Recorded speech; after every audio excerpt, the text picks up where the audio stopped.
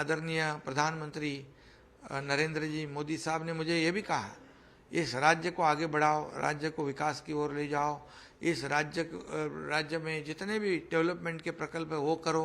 केंद्र सरकार और मैं खुद आपके पूरे पीछे पूरी ताकत से खड़े हैं, ये भी उन्होंने कहा। रिक्शा ने मर्सिडीज को पीछे छोड़ दिया, क्योंकि ये सरकार जो है ये सर्वसामान्य लोगों के लिए सरकार है।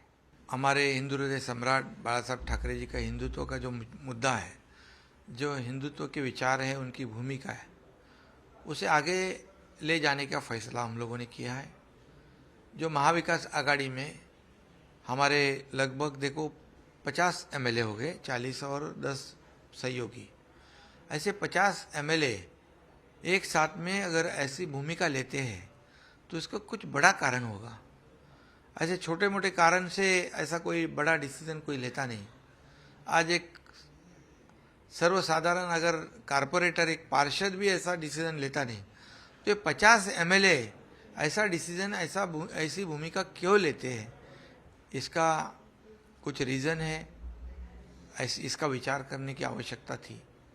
लेकिन हम लोगों ने जब शिवसेना बीजेपी के साथ चुनाव लड़ा था 2019 में, लेकिन सरकार बन गई कांग्रेस राष्ट्रवादी के साथ, और इसके वजह से हिंदुत्व की बात जब जब हिंदुत्व के मुद्दे आए, सावरकर जी का मुद्दा आया और कई मुद्दे आए, मुंबई बॉम्ब ब्लास्ट का मुद्दा आया, दाऊद का मुद्दा आया, और भी कई मुद्दे जब आते थे, तो हम कुछ भी निर्णय नहीं ले पा रहे थे।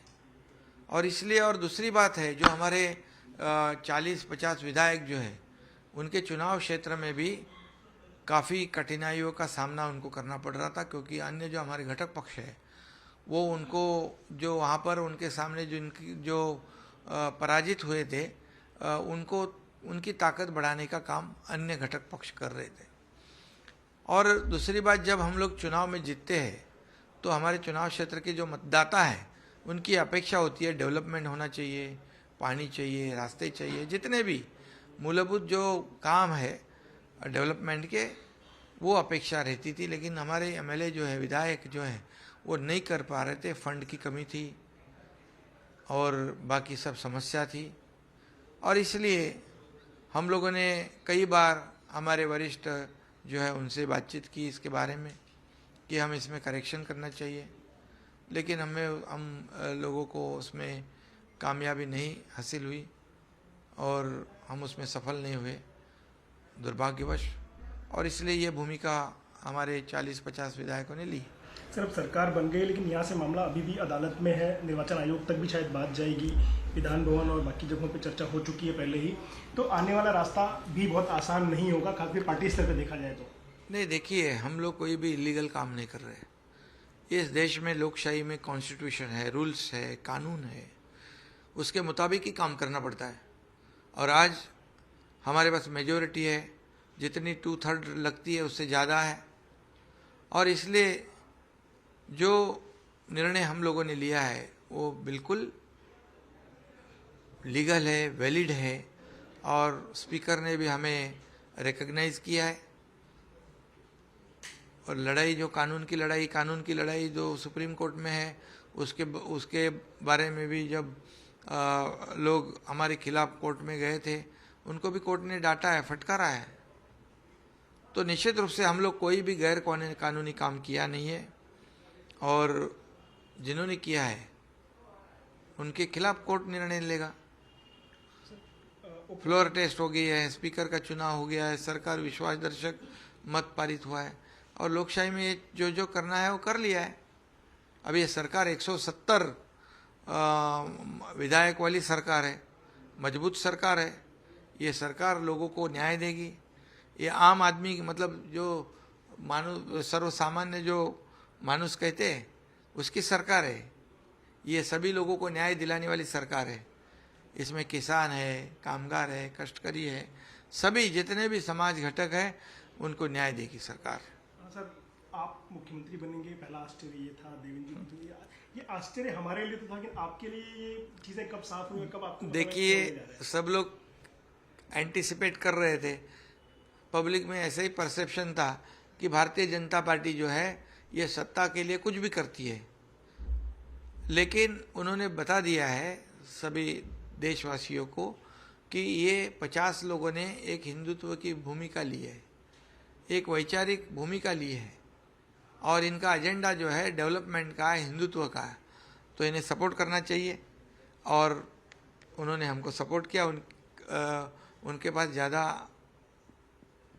संख्या और ज़्यादा विधायक होने के बावजूद, और आप जानते हो कि हमें तो उन्होंने मुख्यमंत्री पद के लिए समर्थन दिया, और आदरणीय प्रधानमंत्री नरेंद्र जी मोदी साहब ने मुझे ये भी कहा, इस राज्य को आगे बढ़ाओ, राज्य को विकास की ओर ले जाओ, इस राज्य में जितने भी डेवलपमेंट के प्रकल्प है वो करो, केंद्र सरकार और मैं खुद आपके पूरे पीछे पूरी ताकत से खड़े हैं, ये भी उन्होंने कहा।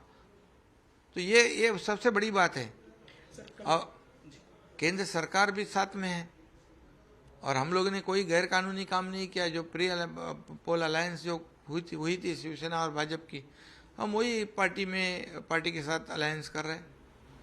सर, कल आपने प्रेस कॉन्फ्रेंस में एक बड़ी बात कही थी कि आने वाले चुनाव में 200 सीटों का लक्ष्य रहेगा भाजपा और शिवसेना युति का। तो आपके पास फिलहाल जो विधायक हैं 40 के, अगर देखें तो 80 और 50, कम से कम डबल करना पड़ेगा। नहीं, क्यों ऐसे डबल करना है? हमारे पास अभी 170 है दोनों मिला के, तो खाली संख्या कितनी 30 ही बचे, 200 से ज़्यादा आ सकते हैं। जी सर, एक आखिरी सवाल। आज पूर्व मुख्यमंत्री उद्धव ठाकरे अपने कार्यकर्ताओं को संबोधित करते हुए बात कर रहे थे। उन्होंने एक बात वहाँ पे कही कि पहले हमारी सरकार को 3 पहिए की सरकार कहा जाता था, आज 3 पहिए वाले ड्राइवर को सरकार चलाने दे दिया है, कैसे चलेगा? कहीं ना कहीं इशारा आपकी तरफ था, आपके शुरुआती मैंने कहा है उस पर, वो रिक्शा मर्सिडीज को पीछे छोड़ दिया, रिक्शा ने मर्सिडीज को पीछे छोड़ दिया, क्योंकि ये सरकार जो है ये सर्वसामान्य लोगों के लिए सरकार है, ये समाज के हर घटक को न्याय दिलाने वाली सरकार है। और देखिए, हम लोग ऐसा काम करेंगे कि ये सरकार हर एक घटक को, हर एक व्यक्ति को लगे कि ये मेरी सरकार है, ये मेरे लिए काम करेगी, ये फ़र्क होगा। और इसलिए मैं कहता हूँ कि यहाँ पर हमारे देवेंद्र जी जो है वो बड़े दिल से उप मुख्यमंत्री बन गए, उनको भी अनएक्सपेक्टेड था, लेकिन पार्टी का आदेश आता है तो पार्टी का आदेश मानते हो। और मेरे जैसे बाला साहेब और आनंद दिगे साहब के कार्यकर्ता को मुख्यमंत्री पद की कुर्सी पे बिठा दिया, इसलिए मैं प्रधानमंत्री जी का, केंद्रीय गृह मंत्री जी का और भारतीय जनता पक्ष के प्रमुख जो है अध्यक्ष नड्डा जी का, कल ही मैं उनको धन्यवाद दिया है, आज भी धन्यवाद देता हूँ कि उन्होंने एक मौका दिया है और लोगों को जो परसेप्शन था वो पूरी तरह बदल दिया है, चेंज कर दिया है कि भारतीय जनता पार्टी सिर्फ सत्ता के लिए नहीं, एक विचारधारा के लिए भी पार्टी है। सर, कैबिनेट का स्वरूप क्या होगा, कब तक? अभी बात होगी जल्दी, वो भी सब निर्णय होगा। सर, एक और सवाल जानना चाहिए, जिस तरह से ओवरऑल जो सिनेरियो चल रहा था, क्या आपने कभी उद्धव ठाकरे जी से बात की थी विषय में कि आप हमारे साथ आइए? क्योंकि हालांकि आप लगातार जिस तरह से बातें कर रहे थे कि उद्धव ठाकरे के जाने से पहले किसी तरह की चर्चा उद्धव ठाकरे से आपकी हो पाई थी? हमने कई बार चर्चा की ना मैंने, कि ये जो महाविकास आघाड़ी में हम बैठे हैं उससे हमें फ़ायदा नहीं है, हमें नुकसान है, हमारे एमएलए चिंतित है, कल चुनाव कैसे लड़े, कैसे जीते। हम नगर पंचायत में 4 नंबर पे गए, मुख्यमंत्री होने के बावजूद पार्टी 4 नंबर पे जाती है। इसका मतलब जो सरकार का फ़ायदा कौन उठा रहा है? शिवसेना को नहीं हो रहा है, अन्य घटक पक्ष को हो रहा है, हमारे शिवसैनिक को हो रहा है? नहीं हो रहा है। शिवसैनिक के जीवन में क्या मिला? उनको क्या मिला?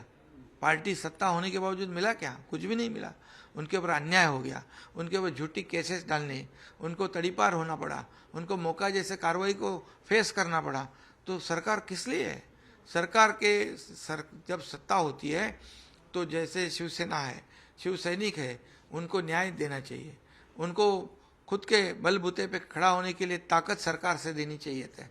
लेकिन जीवन में कुछ भी बदलाव नहीं आया, बल्कि उनको नुकसान हुआ है, उनके ऊपर अन्याय हुआ है। आपने मनाने की कोशिश की उद्धव ठाकरे जी को सभा में, पूरे माहौल में?